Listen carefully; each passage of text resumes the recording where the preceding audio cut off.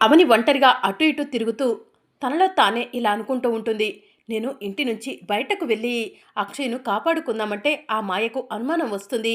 అక్షయ్‌ను ఎలాగైనా సరే నేను ఇంటి నుంచి బయటకు వెళ్ళకుండానే కాపాడుకోవాలి అని చెప్పి అవని ఆలోచిస్తూ ఉంటుంది.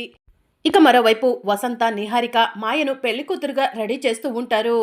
ఆ అవని నీ పెళ్లి ఆపటం కోసం గోతికడ నక్కలాగా ఎదురు చూస్తుంది మాయ అని చెప్పి నిహారిక అంటూ ఉంటుంది. అయినా పెళ్లి ముహూర్తం దగ్గర పడుతుంది. ఇక అవని ఏమీ చెయ్యలేవదులే. ఎంతగానో ఎదురు చూస్తున్న మాయ శ్రీకర్ల పెళ్లి కాసేపట్లో జరిగిపోతుంది అని చెప్పి వసంత అంటూ ఉంటుంది. ఆ అవని ఎట్టి పరిస్థితిలో ఈ పెళ్లి ఆపే ప్రయత్నం చేయదు. ఎందుకంటే తన కూతురు మా దగ్గర బందీగా ఉన్నది అన్న విషయం అవనికి తెలుసు. అవని పెళ్లి ఆఫ్ చేస్తే అక్కడ తన కూతురు ప్రమాదంలో పడుతుందని పెళ్లి ఆపకుండా ఆగిపోతుంది అని చెప్పి మాయ మనసులో అనుకుంటూ ఉంటుంది. ఇక మరోవైపు అవని ఒంటరిగా నుంచొని నేను ఎలాగైనా సరే ఇక్కడి నుంచి బయటకు వెళ్ళకుండానే నా కూతుర్ని కాపాడుకోవాలి.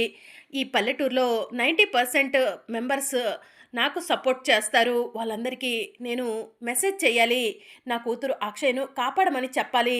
వాళ్ళు నాకు సహాయం చేస్తారు అని చెప్పి అవని మనసులో అనుకొని ఫోన్ తీసుకొని వెంటనే మెసేజ్‌ని టైప్ చేస్తూ ఉంటుంది. నేను వేదవతి గారి కోడలు అవనిని నా కూతురు అక్షయ ఇదే పల్లెటూరులో 4వ వీధిలో ఒక ఇంట్లో ఉంది. నా కూతురు అక్షయను ఆ మాయ మనుషులు బంధించి ఉంచారు. మీరంతా నా పేరు బయటికి రాకుండా నా ఇంట్లో వాళ్ళకు అక్షయ ఇక్కడే ఉంది అన్న విషయం తెలియకుండా 4వ వీధిలో ఉన్న ఇళ్ళన్నీ కూడా వెతికి నా కూతురు అక్షయ్‌ను బయటికి తీసుకొచ్చి మీ దగ్గర క్షేమంగా ఉంచాలని కోరుకుంటున్నాను అని చెప్పి అవని మెసేజ్ టైప్ చేసి పల్లెటూరి ప్రజలకు పంపిస్తుంది. పల్లెటూరి ప్రజలందరికీ కూడా మెసేజ్ వెళ్తుంది. మెసేజ్ చూసుకొని అవని మెసేజ్ చేసింది. తన కూతురు అక్షయ ఇదే ఊరిలో ఆ మాయ మనుషుల దగ్గర బందీగా ఉందంట. అవని కూతుర్ని మనమంతా కాపాడాలి అని చెప్పి పల్లెటూరి ప్రజలంతా కూడా వాళ్ళల్లో వాళ్ళే మాట్లాడుకుంటూ ఉంటారు. ఇక మరోవైపు వేదవతి మండపం దగ్గర కూర్చొని ఉంటుంది. మరో గంటలో పెళ్లి అయిపోతుందండి. పెళ్లి జరగటానికంటే ముందే అన్నపూర్ణదేవికి ప్రసాదం తయారు చేసి పెట్టాలి అని చెప్పి వేదవతి అంటూ ఉంటుంది. కానీ నాకు ఇప్పుడు ఓపిక లేదండి అని వేదవతి అంటూ ఉంటే, మరి ఏం చేద్దాం వేద అని ప్రసాదరావు అంటూ ఉంటాడు. ఏమో అదే అర్థం కావట్లేదండి అని చెప్పి వేదవతి అంటూ ఉంటుంది. అమ్మవారి ప్రసాదాన్ని తయారు చేయగలిగేది నువ్వు అవనే. మీ ఇద్దరు కాకుండా ఎవరు కూడా ప్రసాదాన్ని తయారు చేయలేవరు కదా వేద అని ప్రసాదరావు అంటూ ఉంటాడు. అవునండి అని చెప్పి వేదవతి చెప్తూ ఉంటుంది. అప్పుడే మాయ పెళ్లి కూతురుగా రెడీ అయ్యి వేదవతి దగ్గరకు వచ్చి అత్తయ్య అత్తయ్య నేను పెళ్లి కూతురుగా రెడీ అయ్యాను, ఎలా ఉన్నానో చెప్పండి అని చెప్పి అడుగుతూ ఉంటుంది. ఇక వేదవతి మాయను చూసి కుందనపు బొమ్మలా ఉన్నావమ్మా అని చెప్పి అంటూ ఉంటుంది. నీలాంటి అమ్మాయి నా ఇంటికి కోడలిగా రావటం నా అదృష్టం అని చెప్పి వేదవతి చెప్తూ ఉంటుంది. అప్పుడే వసంత అమ్మ ఏదో ప్రసాదం అంటున్నావేంటి అని చెప్పి అడుగుతూ ఉంటుంది. ప్రసాదాన్ని నైవేద్యంగా తయారు చేయాలి కదా, ఆ విషయం గురించే మాట్లాడుతున్నాను. పెళ్లి కంటే ముందే అమ్మవారి ప్రసాదాన్ని తయారు చేసి అమ్మవారి ముందు నైవేద్యం పెట్టాలి కదా, ఆ తర్వాతే కదా పెళ్లి జరిగేది అని వేదవతి అంటూ ఉంటుంది. ఇక అప్పుడే అవని వస్తుంది. అత్తయ్య మీకు ఎలాంటి అభ్యంతరం లేకపోతే అమ్మవారి ప్రసాదాన్ని నేను తయారు చేస్తాను, నాకు అనుమతి ఇవ్వండి అని చెప్పి వేదవతి అడుగుతూ ఉంటుంది. ఈ అవని ఇలా అత్తయ్యను బుట్టలో వేసుకుంటుందా ఏంటి అని చెప్పి మాయ మనసులో అనుకుంటూ ఉంటుంది. వేద అవని ప్రసాదం తయారు చేస్తా అంటుంది కదా, చెయ్యమని చెప్పు వేద అని ప్రసాదరావు అంటూ ఉంటాడు. నా ఆరోగ్యం బాలేదు కాబట్టి నేను చేసే పరిస్థితిలో లేను కాబట్టి నిన్ను ప్రసాదం చేయటానికి అనుమతిస్తున్నాను. వెళ్ళి ప్రసాదం చెయ్యి అని చెప్పి వేదవతి అంటూ ఉంటుంది. సరే అత్తయ్య ప్రసాదం తయారు చేసి మీకు కాబోయే కోడలి చేత కూడా తినిపిస్తాను అని చెప్పి అవని అక్కడి నుంచి వెళ్ళిపోతుంది. ఇక ప్రసాదం తయారు చేయటానికి ఒక దగ్గరకు వెళ్ళి అవని కూర్చుంటుంది. అక్కడ ప్రసాదం తయారు చేయడానికి అన్ని ఏర్పాట్లు చేసి ఉంటాయి. అమ్మ అన్నపూర్ణాదేవి గతంలో నీ ప్రసాదాన్ని ఎన్నోసార్లు తయారు చేశాను. ఈసారి మా అత్తయ్య ఆరోగ్య పరిస్థితి బాలేదు, ఆవిడ ఆరోగ్యం మెరుగుపడాలి, ప్రసాదం తయారు చేసే అనుమతి ఇవ్వమ్మా అని చెప్పి అవని అమ్మవారికి నమస్కారం చేసుకొని ప్రసాదం తయారు చేస్తూ ఉంటుంది. ఇక అవని అలా ప్రసాదం తయారు చేస్తూ ఉంటుంది. ఇక అవని ప్రసాదం తయారు చేయటం పూర్తవగానే ప్రసాదం తీసుకొని వేదవతి దగ్గరకు వచ్చి, అత్తయ్య ప్రసాదం తయారు చేయటం పూర్తయిపోయింది. అమ్మవారికి నైవేద్యం కూడా పెట్టాను. మీరు కూడా ఈ ప్రసాదం తీసుకోండి. ప్రసాదం తిన్న తర్వాత మీకు పోసిన అమ్మవారు పోతుంది. మీరు ప్రాణాపాయం నుంచి కూడా బయటపడతారు అని చెప్పి అవని అంటుంది. ఇక దాంతో వేదవతి అవని ఇచ్చిన ప్రసాదం తీసుకొని ప్రసాదాన్ని తింటుంది. ప్రసాదం తినటం పూర్తవగానే వేదవతికి పోసిన అమ్మవారు మాయమైపోతుంది. ఇక వేదవతి తనకు పోసిన అమ్మవారు మాయమైపోవడంతో సంతోషపడుతూ ఉంటుంది. ఆహా! అద్భుతం! అమోఘం! ఏంటి ఇదంతా? ఇంత మాయనా అని చెప్పి పెద్దిరాజు అంటూ ఉంటాడు. ఇందులో వింతేముంది, విడ్డూరమేముంది? అమ్మవారి ప్రసాదానికి మహిమ ఉంటుందని మనందరికీ తెలుసు కదా అని చెప్పి నిహారిక అంటూ ఉంటుంది. ఆ ప్రసాదం తయారు చేయటమే గొప్పతనమమ్మా. ఆ ప్రసాదాన్ని అందరూ తయారు చేయలేరు కదా అని ప్రసాదరావు అంటూ ఉంటాడు. అత్తయ్య దగ్గర ప్రసాదం చేయడం నేర్చుకుంది అంతే కదా, దానికి ఆ అవనిని పొగడటం ఎందుకు అని చెప్పి నిహారిక అంటుంది. అవును, ప్రసాదం తయారు చేయటం ఆ అవని అమ్మ దగ్గర నేర్చుకోబట్టే కదా అవనికి వచ్చింది అని చెప్పి వసంత్ అంటుంది. అమ్మ, మనుషులకి ఉండాల్సింది రెండు, గుర్తు పెట్టుకోండి. ఎదుటివారు ఏదైనా చేస్తే వాళ్ళను పొగడటం, బాగుంటే బాగుందని చెప్పటం, అంతేకాని బాగున్నా బాగోక లేకపోయినా ఎదుటివారిని విమర్శించటం మంచిది కాదమ్మా అని చెప్పి ప్రసాదరావు వసంత నిహారికలకు చెప్తూ ఉంటాడు. చాలా బాగా చెప్పారు మావయ్య గారు అని చెప్పి పెద్దిరాజు అంటూ ఉంటాడు. మావయ్య, వాళ్ళను వదిలేసేయండి. వాళ్ళకు మొదటి నుంచి నా పైన కోపమే.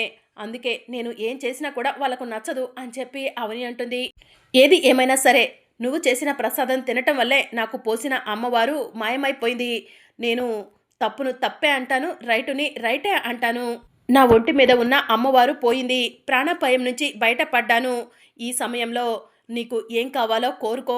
నేను నువ్వు కోరుకున్నది చేస్తానని మాట ఇస్తున్నాను అని చెప్పి వేదవతి అంటుంది. మీరు అలా అవనిని పొగిడేయకండి అత్తయ్య. అవని గొంతెమ్మ కోరికలు కోరుతుంది. ఈ పెళ్లి ఆపమంటుంది. ఆపుతారా ఏంటి అని చెప్పి నిహారిక అంటూ ఉంటుంది. అవని అలాంటి కోరిక కోరదులే. ఎందుకంటే నేను పెళ్లి ఆపనని అవనికి తెలుసు కదా అని చెప్పి వేదవతి అంటుంది. కరెక్ట్గా చెప్పారు అత్తయ్య. నేను అలాంటి కోరిక కోరినా కూడా మీరు తీర్చరని నాకు తెలుసు.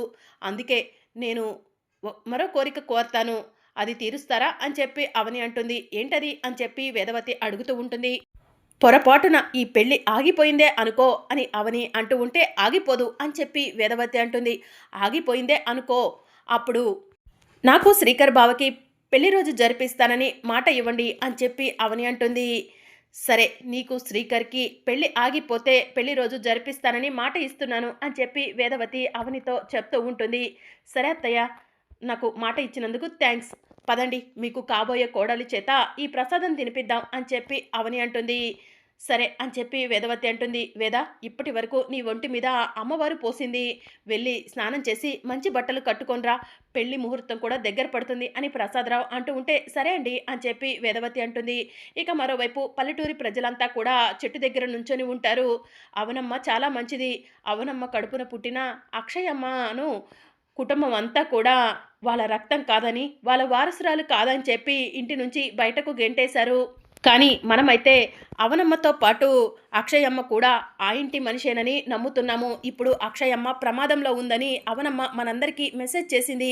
అక్షయమ్మను మనం అంతా కలిసి కాపాడాలి. అవనమ్మకు అప్పజెప్పాలి. అవనమ్మ మెసేజ్ చేసింది కదా, ఈ ఊరిలోనే 4వ వీధిలో అక్షయమ్మ ఒక ఇంట్లో ఉందని. ఆ అక్షయమ్మను వెతుక్కుంటూ వెళ్ళి తీసుకొద్దాం పదండి అని పల్లెటూరి వాళ్ళు మాట్లాడుకుంటూ ఉంటారు. బంధించిన వాళ్ళు ఒక దగ్గరే ఎప్పుడు బంధించి ఉంచరు కదా, అన్ని ఇల్లు ఎతుకుదాము, తలో ఒక దిక్కు వెళ్దాము అని చెప్పి పల్లెటూరి ప్రజలు మాట్లాడుకొని అక్షయ్ను వెతుకుతూ వెళ్తూ ఉంటారు. ఇక మరోవైపు వేదవతి మంచిగా బట్టలు కట్టుకొని రెడీ అయ్యి మాయ దగ్గరకు వెళ్ళి, అమ్మ మాయ, అవని ప్రసాదం తయారు చేసింది. ఆ ప్రసాదం తినగానే నా ఒంటి మీద ఉన్న అమ్మవారు కూడా పోయింది. నువ్వు కూడా ప్రసాదాన్ని తినమ్మా. ప్రసాదం తింటే పెళ్లి ఎటువంటి అడ్డంకులు అవరోధాలు లేకుండా జరిగిపోతాయి అని చెప్పి వేదవతి అంటుంది.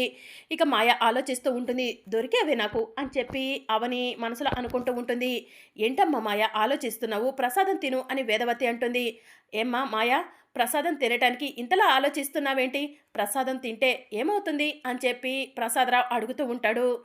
ఏమో, ఏమైనా సమస్య ఉందేమో, అందుకే ప్రసాదం తిన్నంటుందేమో అని చెప్పి అవని అంటూ ఉంటుంది.